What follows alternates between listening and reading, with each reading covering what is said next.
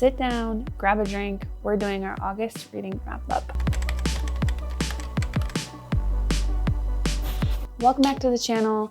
Hope you guys are enjoying what you see here. Comments are always open if you have suggestions on something that I should film or a video that I should make. Today, we are going to be talking about our August TBR, what I read, what I didn't get to, and what is in store for September. So first and foremost, I want to mention that I have officially read 59 out of 60 books for the year. My Fable and Goodreads reading goal is 60 for 2025, and I am one book away from crushing my goal. I am curious, what books am I going to read? How many more books am I going to read for 2025? So if you have a wager, if you think you have a prediction, make sure to leave it below. I think that I could probably read 100. But it took me 9 months to 8 months to get to 60. So adding 40 more, that would be more than 10 books a month, I feel like. If that's quick math, I don't know. I have no clue if that's correct. That is a little steep. 100 would be like as maximum, like as high as I could go. I think maybe 80 to 85 is probably more feasible. So that's probably going to be my guess for 2025. So we ended off July with Honey and Spice. I ended up talking about that book in my July reading wrap up. So if you have any questions or you're curious about the final review, I did rate that a 4 stars out of 5. I was obsessed with that book. I loved the audiobook while reading the physical book. So I would 100% recommend that if you have access to the audiobook. The book was amazing. I truly loved it. It was such a fun time. I really like how it ended. I, however, learned after reading the book that there is a book 2, which I didn't know until after I read book 1. I'm not sure how I feel about it because I kind of peeked at the synopsis by accident of book 2, and I don't know if I'm happy anymore. But book 1 was great. I'd recommend it to everyone that loves like a college romance, enemies to lovers type of book. So after Honey and Spice, we jumped into Wild Eyes. I actually wasn't too pressed to finish this series or to continue this series, but Wild Eyes was just sitting on my e-reader, and I think I was in this weird in-between, like, I'm not starting my August TBR yet. It's July 31st. What do I read? So I started with Wild Eyes. I loved that book. I loved the book probably as much, if not more, than Wild Love. First of all, it's an interconnected series, so the characters that you learn and read about in book 1 are in book 2 sometimes, and I loved the MMC in Wild Eyes. I don't want to give you any spoilers, especially if you haven't read book 1, but I loved the MMC in book 2, so highly recommend that. And the female main character, she was pretty cool. She's kind of like a superstar. Bringing her kind of down to earth, kind of down to real life in this small town in Canada was kind of a really fun story. I rated Wild Eyes 4 stars out of 5 because of the characters and for the fun time that I had. This book definitely had the single dad trope, so if that's something that you're into, I would definitely try this out. I didn't connect with Skylar, but I still enjoyed her character and I still loved reading about her. This book was a really easy, quick read. If you like contemporary romance, if you like enemies to lovers, if you like close proximity, I would definitely recommend this whole series to you. So 4 out of 5 stars and 4 out of 5 spice. This book was pretty spicy. And just for the record, I did rate Wild Love 3 out of 5, so I did in fact enjoy this book a little more than Wild Love.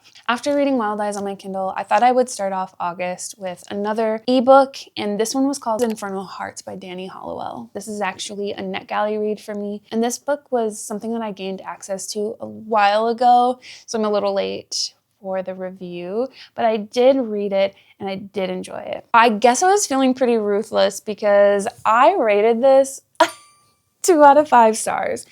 And it was simply just because of the plot and the writing. This book was a MLM. It's about a veterinarian that falls in love with an incubus sex demon, basically. So I definitely rated this book a 3 out of 5 for spice. It could have had a lot more spice, but for being a sex demon, it was pretty mid with the spice. Some of the writing felt a little disjointed, and I had to reread a few sections just to make sure I was understanding or following the plot. That's one of the reasons why I gave it such a low rating. The pacing of the book was mostly okay, but I found that the end felt a little rushed, and so I had to kind of rate it low for that as well. The characters were okay, but that was about it. The characters were okay. They were characters, and I didn't really feel any emotional connection to them. I'd like to think that I go into the book with an open mind. The characters were just okay. I also struggled a bit with the chapter length. I've talked about this before. I thrive with short chapters, especially in my Kindle,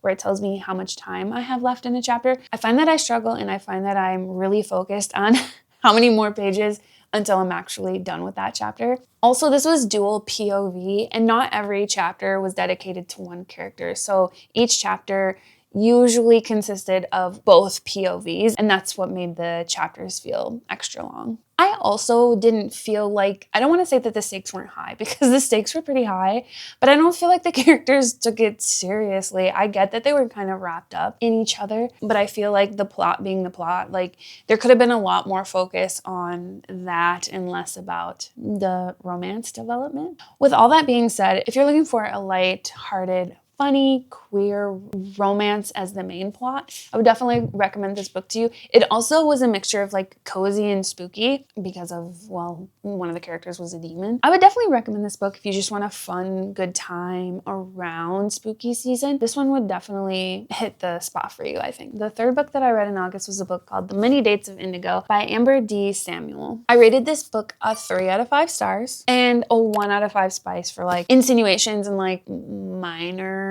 kissing, I'd say. Wasn't that spicy. So this book was about a woman in her 30s, kind of feeling pressure from her family to find a significant other, to find love. We follow Indigo on her journey to dating and kind of opening herself up to other people. This was a cute, quick, not super spicy read. It's perfect if you're looking for something clean and fun. I actually purchased this book from the Dollar Tree. I think I only spent like $1.25, $1.50 for this book. Rating it a 3 out of 5 for a Dollar Tree book is definitely a win in my book. I thought that was like a steal. It was like the bargain of a century. The story was pretty fun and surprisingly not super predictable. I read some of the reviews for this book on Goodreads after I read it, and I honestly couldn't relate to some of the reviews I was reading. A lot of people said this book was super predictable, but with all of the like dates that she was having, I don't feel like I really predicted which way it was going to go until we got closer, like after the 50% mark. The one thing that was a little disconnected in this book for me was that I felt like she was dating like the first people that she ran into. The title kind of led me to believe that we would be on this journey of like a lot of dates of her trying to find someone to spend more time with. In reality, she met like 2 guys and she went on those dates with those guys, and that was really her dating. And she had to make an ultimatum between these 2 guys that she just met. I was like, there's no, you didn't date anyone else. You didn't see what else was out there. I thought that was a little strange. With that being said though, I still really had a good time and I still was flipping the pages and curious how the next chapter was gonna go. This is a good book if you, again, want something short, sweet, not super spicy, and you're in the mood for like romantic comedy. There was definitely a major focus on friendship and family, and I really thought the main character was like super likable. I thought she was super cute and she deserved the world. It's a pretty fast read, so like if you're just looking for something for the weekend, a road trip or something, like this would be it. So definitely 3 out of 5 stars, 1 out of 5 spice. After The Many Dates of Indigo, I jumped over to fantasy and I read 6 of Crows by Leigh Bardugo. This is actually the Indigo special edition. That's why it looks orange and Blue and I actually got it discounted. It was only $10. I rated Six of Crows 4 out of 5 stars and 0 out of 5 spice. This book was a YA fantasy, so there wasn't any spice in it. There was some hints of romance, but this plot was definitely fantasy driven. It was about a group of young adults that go on this huge heist to try to save something, to try to rescue something. They try to capture something in return for lots of money. I had a lot of fun with this book. The characters were really great. I liked every single one of them except for maybe one or two, but they all had a purpose. They all had a place in the story, and the characters were a good time. I did enjoy the plot. I thought it was really interesting what they had to do and how they did it. And the story was written so well. There was a lot of world building. The author, Leigh Bardugo, really did well in describing the scene and describing what was happening and describing the world around them. This book kept my attention. I did not get bored. It was a pretty big book for me. I did switch on and off between the book and my Kindle. I think that's what saved me. I didn't have to bring this book to work or anything, but it did take me a long time to get through. And I think it's really important that we put a spotlight on working readers. I think the type of content we consume on social media in regards to, bookish content, we're used to watching people who read for their full-time job. And that's as fun as that is and as amazing as that sounds. I don't live that lifestyle. I've told you guys 100 times. I have an office job. I work 40 hours a week. I was a little sad how long it took me to get through this book because I probably could have sat down and read it in a few days because I did enjoy it so much, but I just didn't have that type of time. This book kind of took up a lot of August, unfortunately, but it was still a good read and I would still recommend it to you. After Six of Crows, I decided to switch back to contemporary romance. I love to do that. I love to switch from fantasy to contemporary, fantasy to contemporary. It's how I keep variety in the stuff that I read so that I'm not reading the same plot over and over again. So after Six of Crows, I read Twisted Games by Anna Huang. Book 2 of the Twisted series. I was a big 𝖊𝖍𝖕𝖕𝖏 fan from Twisted Love. It took me a really long time to pick up book 2, and I think it was because Twisted Love, like you read it and you were done and you were like, okay, I read it. And also I was still trying to get acquainted with interconnected series. I don't know why I've struggled so much moving through interconnected series. I think it's because I get so attached to the characters in the first book that all I want to do is keep reading about those characters in the second book. But I have to remember contemporary romance isn't like fantasy. So there isn't going to be an 8-book series about real life love. Like, to be honest, there is a beginning, there's a middle, and then they get married or they split up, like the end. Maybe I'm just not reading the right type of books. But anyways, I digress. Book 2 was pretty good. Very broody main male character. And he was a little possessive and it was a little rough and tough. So please check your trigger warnings for this book. There were a few in there, so a lot of sensitive topics. So make sure you're checking that before you pick this up. I did rate it a 4 out of 5. It feels a little high now. I was riding the high of this book, and now that a few days have passed, I may lower that to like a 3.5. It was a good book. Bridget was cute. Reese was cute too. Very broody though, which I guess I like my main male characters broody. It's about a princess, how she needs to move back home and figure some stuff out. Her bodyguard, Reese, follows her back, and they are definitely enemies to lovers in this. It is kind of like a slow burn because it takes place over a few years, like their relationship takes over the course of a few years. But I would say they got into the spice around the 50% mark. The next book is called Twisted Hate, and I don't have any clue who that would be about. I could take some guesses, but I don't want to spoil anything. Probably won't read book 3 anytime soon. I actually got book 2 from, I don't even know where I got book 2 from. I don't even own book 1. I think I got book 1 from the library, and I don't know how I acquired book 2. Oh, I think this was a birthday present. But yeah, probably won't be reading book 3. Again, bumping 4 out of 5, probably down to a 3.5. Also, the spice, 5 out of 5. Very spicy. Very, very, very spicy.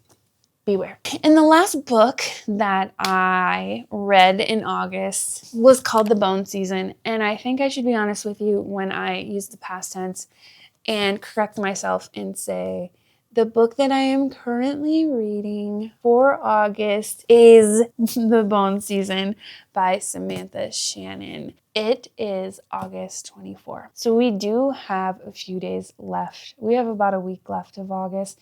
So this is going to be probably the last book I read for August. I can't give you a full review now because I am only on chapter 3. But I will say this book has a lot of world building and a lot of character building, and there is just a lot going on. And it's a little, there's like some big words in here that I don't know. So I'm taking my time with this. There's a few maps. So that's always a good sign that this is going to be like super fantasy. This is urban fantasy. This book takes place in the year 2059. I kind of was relating it to Blade Runner.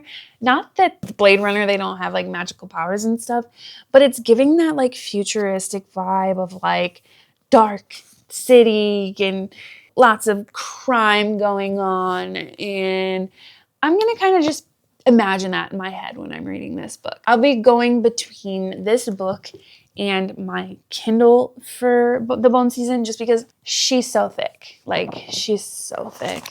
And I won't be able to take this to work. I've been trying to make it like floppy, but she's not flopping. No way. So it's probably going to be a little more comfortable to switch to my Kindle every now and then. So I'll be doing that. What I can tell you so far is about a woman named, so she has a name, she's like an alias, and then she has like a name, if that makes any sense. So they call her the Pale Dreamer, and you'll find out why once you start reading the book. But then like her dad calls her like actual name is Paige. It is about a girl named Paige that is trying not to get caught. That is literally all I know so far. I still have a whole week to kind of get through this book. The synopsis is, the year is 2059. For 2 centuries, the Republic of Sion has led an oppressive campaign against unnaturalness in Europe. Oh, also, if you've been to London, this is a fun book. I know some places in here, so that is fun.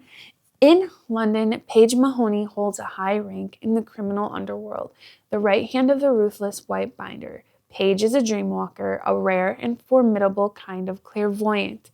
Under Sion law, she commits treason simply by breathing. When Paige is arrested for murder, she meets the mysterious founders of Sion, who have designs on her uncommon abilities. If she is to survive and escape, Paige must use every skill at her disposal and put her trust in someone who ought to be her enemy. We love a good enemy. The Bone Season is a young adult fantasy, dystopian fiction, science fiction, paranormal, romance, and urban fantasy. So I'm predicting not a lot of spice in this book.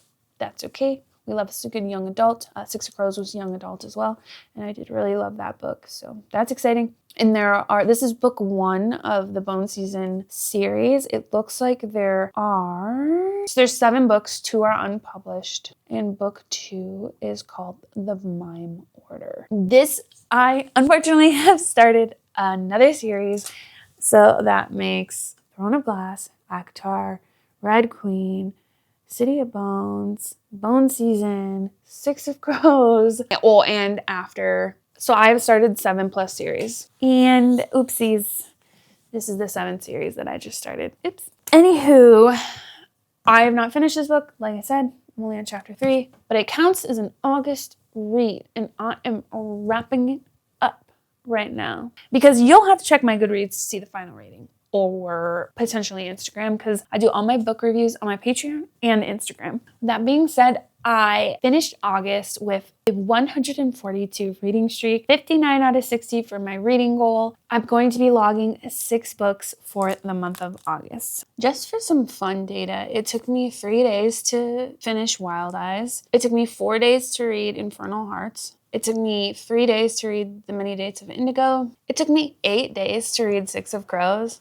And it took me 6 days to read Twisted Games. So what a great month. What a good year so far. Unfortunately, yesterday I did break my reading streak on Fable. So we are starting at square one today. But you know what? It's okay. It's okay.